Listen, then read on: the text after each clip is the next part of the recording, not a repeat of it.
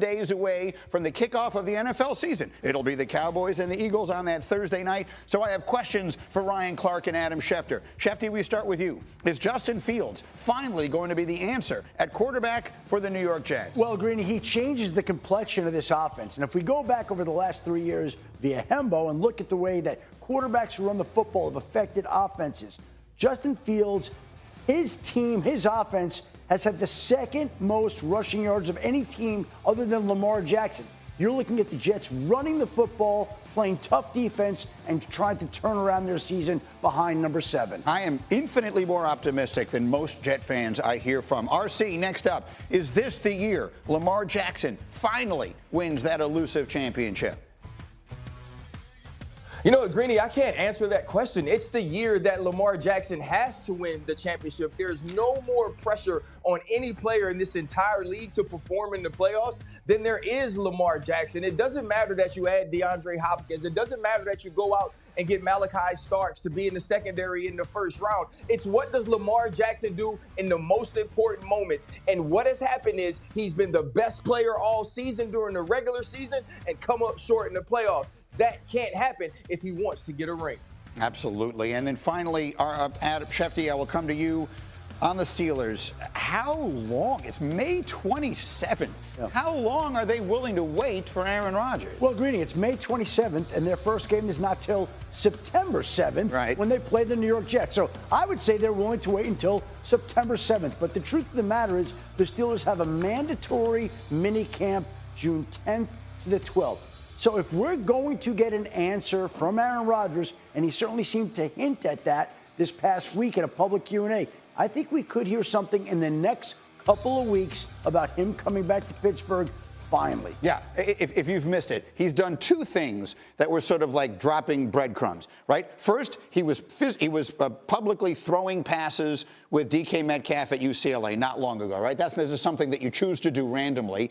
And then this week, he was asked at this event, you know, a young woman asked him, could you ever play for the Bears? And he said, well, no, but I could see myself playing for a team that's visiting Chicago this year. And he also said he couldn't see himself playing for New Orleans. So he ruled out the Saints. He kept alive the Steelers. And that's where we're at today. Speaking of the Steelers, let's throw a take into the hot take time machine. Less than 2 weeks ago, Ryan Clark was on First Take, and he had some interesting thoughts about his legendary former coach.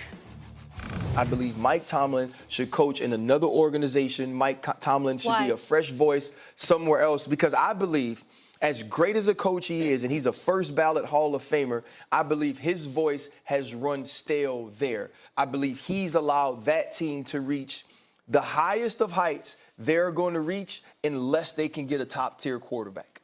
So I'm trying to decipher what you're saying. He needs to go have his Andy Reid Kansas City run. I got you. So we talked about that a lot the following day, RC. And look, there were a lot of analysts who, why are you looking around? Why are you looking around like that? I be forgetting what I say sometimes, Greeny. Oh, okay. I didn't remember that. Okay. But it's fine. But in this particular case, like I might say that. A lot of other people, a lot of other analysts might say he's not appreciated enough. The fans don't appreciate him. The organization hasn't gotten him a quarterback. He needs a fresh start somewhere else. That doesn't mean anything. When you say it, and I'll remind the audience, if you are very close person or you played for him and you remain very close to him, it feels different. It hits me differently when I hear you say it. Talk to me about that. I mean, it hits me differently as well, Greeny. I mean, I think there's the personal piece of it, right? There's the personal piece of having fans continuously comment that he's underachieved and that they want another coach. And the personal part of me that's his friend says, go get one then. And tell me which one that you're going to find is better than him. And the other side of it is that since the last couple of years of Big Ben's tenure as the starting quarterback, this team hasn't been competing for a championship. This team hasn't been championship caliber, and they've continuously tried to find that guy. But think about some of the seasons they've had when you're talking about the regular seasons and then the playoff collapses. The fact that they've been down by 21 points in the last few playoff games. And I know he's a motivator. I know he's great with X's and O's. I know he's the type of coach that puts his experience and wisdom into a locker room. So are they overachieving during the season and underachieving in the playoffs? Right? Or are they not figuring out a way to win because they don't have that guy at quarterback? And it seems that this year is going to be the exact same thing. It's pretty simple. When they had Ben Roethlisberger, we thought of the Steelers the same way we think of the Buffalo Bills now with Josh Allen, with the Baltimore Ravens, with Lamar Jackson. Without Ben Roethlisberger, we're wondering if and when the Steelers can and will take the next step. We're waiting to see whether Aaron Rodgers can.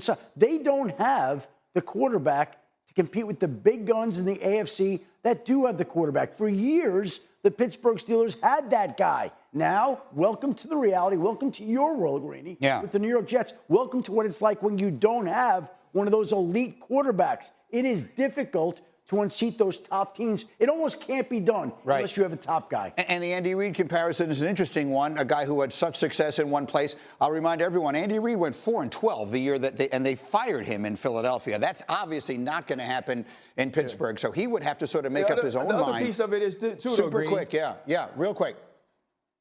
Yeah, the other piece of it is this, too. Andy Reid was already a Hall of Fame caliber coach. He didn't become the coach, the Andy Reid, until he got Patrick Mahomes. So that's how important that position is. And Omar Khan and Mike Tomlin have to figure that out. But the Cincinnati Bengals and their unresolved contract situation with Trey Hendrickson is such that this is a situation that's been going on for the better part of 2 off seasons. You have a player who led the NFL in sacks last year, Greeny, still has not been paid, still is not happy. Obviously, both sides want to work this out.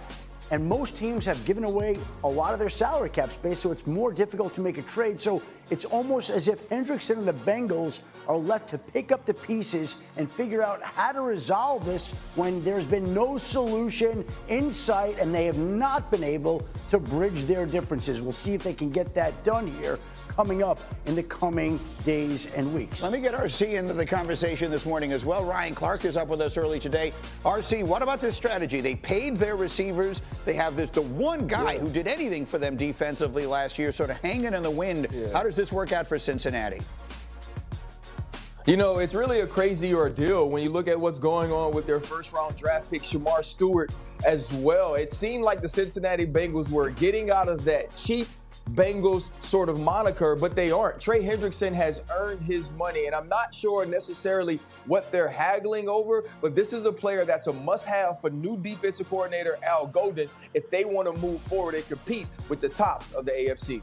Give me another one, Chef, you got your eye on. How about something involving Jalen Ramsey? Yeah, the Miami Dolphins have been looking and open to dealing Jalen Ramsey, and there has been interest in him across the league. I think probably more than people realized, and it certainly sounds like in the next couple of weeks, the Dolphins will be able to find a trade partner for Jalen Ramsey, and he will be moving on yet again. Started in Jacksonville, went to the Rams, went to the Dolphins. He's about to find his 4th new team here in the coming weeks. And then let me skip forward to the last one here in the interest of time, because I'm dying to hear what you have to tell me about the situation in Cleveland. Well, Greeny, this is going to be the most interesting storyline all summer long.